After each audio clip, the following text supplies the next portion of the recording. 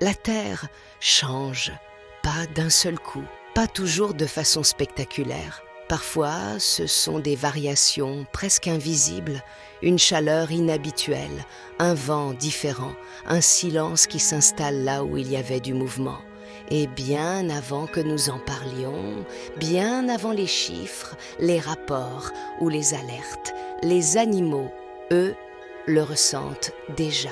Les animaux ne réfléchissent pas au climat, ils ne le mesurent pas, ils ne le commentent pas, ils le vivent.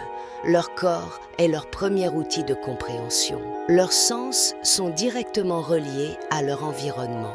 Ils perçoivent les vibrations du sol, les variations de pression dans l'air, les changements imperceptibles de température, les sons que nous n'entendons plus. Quand quelque chose se dérègle, ils n'attendent pas de confirmation. Ils réagissent. Un cerf qui s'arrête brusquement, oreilles dressées, regard fixé vers le ciel. Il n'y a encore aucun danger visible. Pas de prédateurs, pas de tempête, mais les oiseaux, eux, s'envolent en masse. Ils quittent la zone, comme un seul mouvement. Pour le cerf, ce n'est pas un hasard, c'est un signal. Les oiseaux sont souvent les premiers à partir. Ils ressentent les changements de pression atmosphérique, les perturbations magnétiques, les déséquilibres que nous ne savons plus percevoir. Quand ils fuient, d'autres espèces comprennent que quelque chose approche. Les animaux lisent la terre comme un langage. Chaque silence, chaque absence, chaque mouvement compte. Quand les points d'eau baissent, ils ne parlent pas de sécheresse. Ils marchent plus longtemps. Ils prennent plus de risques, ils modifient leurs trajets ancestraux. Quand la chaleur devient trop forte, ils changent leurs horaires. Ils sortent moins, ils s'abritent davantage. Leur corps s'épuise plus vite. Quand les saisons se décalent, les repères disparaissent. Certaines fleurs apparaissent trop tôt. Certains insectes ne sont plus là au bon moment. Et ceux qui dépendent d'eux se retrouvent désorientés. Ce ne sont pas des catastrophes immédiates, ce sont des dérèglements progressifs, silencieux, cumulatifs. Les animaux n'ont pas le luxe d'ignorer ces signaux.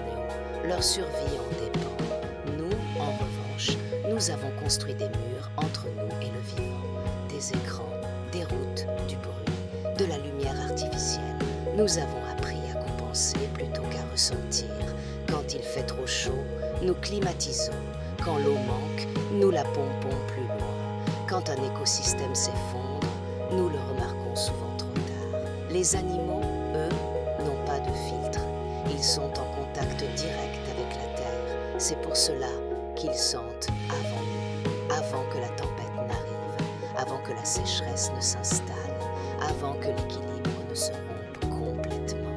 Leur comportement est un message, pas un mythe, pas une légende, un indicateur vivant. Quand un renard s'approche des habitations, ce n'est pas par curiosité, c'est souvent parce que son territoire ne répond plus. Quand les oiseaux modifient leur route migratoire, ce n'est pas un choix, c'est une adaptation forcée.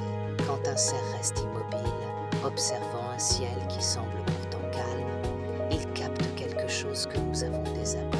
La terre parle en permanence. Elle ne crie pas toujours, mais elle envoie des signaux. Les animaux les écoutent encore. Peut-être parce qu'ils vivent au même rythme qu'elle. Peut-être parce qu'ils n'ont jamais cherché à s'en couper. Les animaux sentent la terre changer avant nous. La nature avance à son rythme. Le nôtre, parfois, l'empêche de respirer. Prenons soin d'elle.